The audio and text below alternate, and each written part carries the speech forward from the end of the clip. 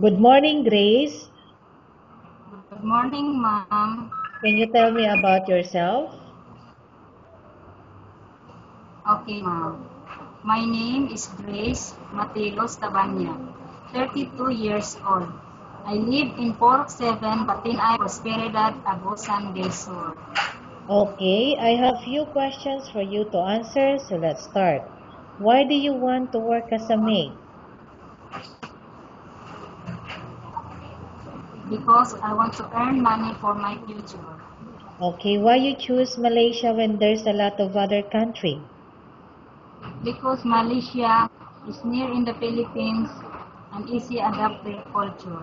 Okay, how are you qualified for this job? I'm physically and mentally fit and I'm already trained. Okay, may I know what is your educational level?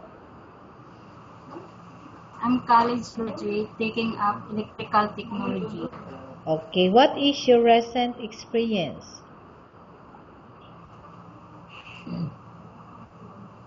It's abroad, ma'am. Okay, what is your position?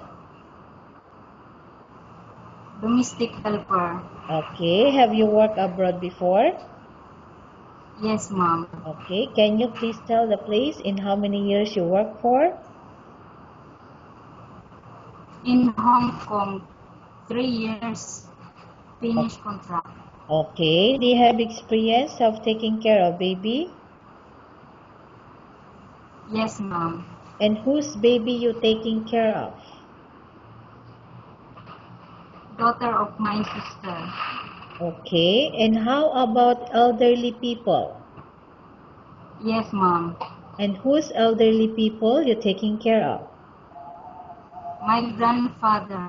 Okay, do you have any other special skills?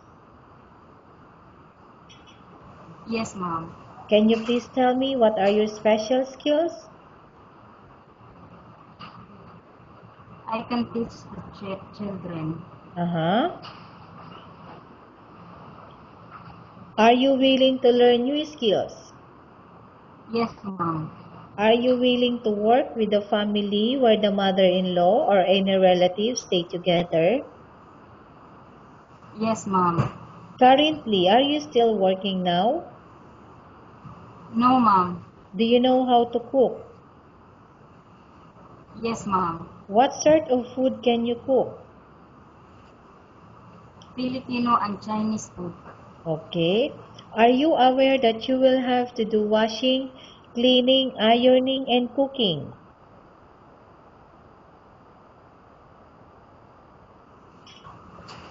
I repeat, are you aware that you will have to do washing, cleaning, ironing, and cooking? Yes, ma'am. From all the house chores, which do you like most? Cooking, cleaning. Okay. You are not allowed to use handphone during working hours. Yes, ma'am. You are only allowed to use handphone after you finish all the works and when going to bed. Yes, ma'am. You are strictly needed to surrender the handphone to your employer in the morning, and your employer will return back to you once you're going to bed. Yes, ma'am. Okay, if ever your employer find out that you're abusing of using your handphone and it's affected your work performance, your employer will confiscate your handphone and you are not allowed to hold it anymore. Instead, your employer will allow you to call to your family 3 times in a month. You're only allowed to bring normal phone and you are not allowed to bring smartphone. Are you agreed for the terms and conditions? Yes, ma'am. Are you agree to the rules and regulation for the handphone? Yes, ma'am. How many years is the contract as you agreed and understand? 2 years contract. Okay, can you describe for me your ethics? Hardworking, self-disciplined, honest, and trustworthy. Okay, how can you assure to us that you will work hard in Malaysia? I can finish 2 years contract. Okay. Can you promise not to use the telephone without the permission of your employer? Yes, ma'am. Can you promise not to put on makeup but to dress properly while work? Yes, ma'am. Can you promise not to invite friends and relatives without the consent of your employer? Yes, ma'am.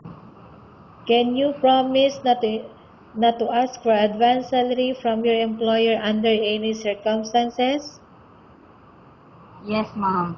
Do you really understand of the rules and regulations of the agency? Yes, ma'am. Do you pay any placement fee for you to come to Malaysia to work as a maid? No, ma'am. Do you have any history of sickness, example breast cancer or any other illness?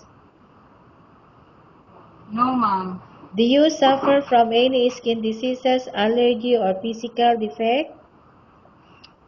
No, ma'am. Have you suffered from any serious illness? No, ma'am. Have you undergone any operation? No, ma'am. Are you medically fit? Yes, ma'am. Are you on any medication? No, ma'am. Are you allergic with any food? No, ma'am. Are you prepared to work for the employer of any race? Yes, I repeat, are you prepared to work for the employer of any race?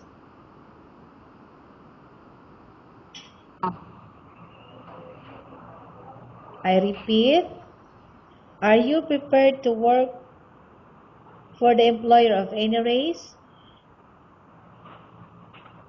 yes, ma'am. Okay. Are you prepared to eat the type of food taken by your employer? Yes, ma'am. Are you afraid of being left alone in the house?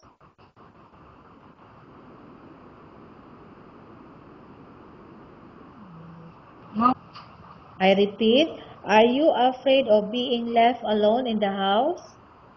no, ma'am. Okay. Are you afraid of dogs or other pets? No, ma'am.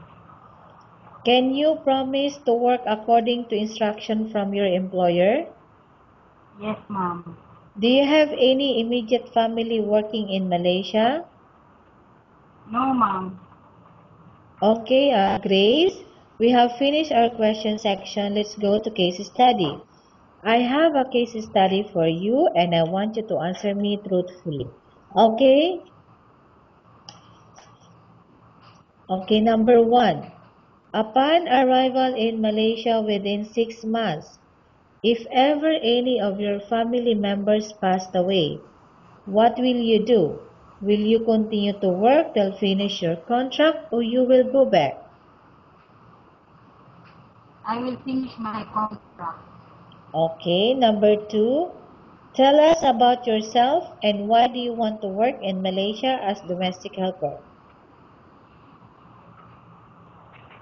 Just to help my family earn money for my own future. Okay, Grace. What do you want to tell the employer who watching your video right now? Mom, please, if you if you choose me as your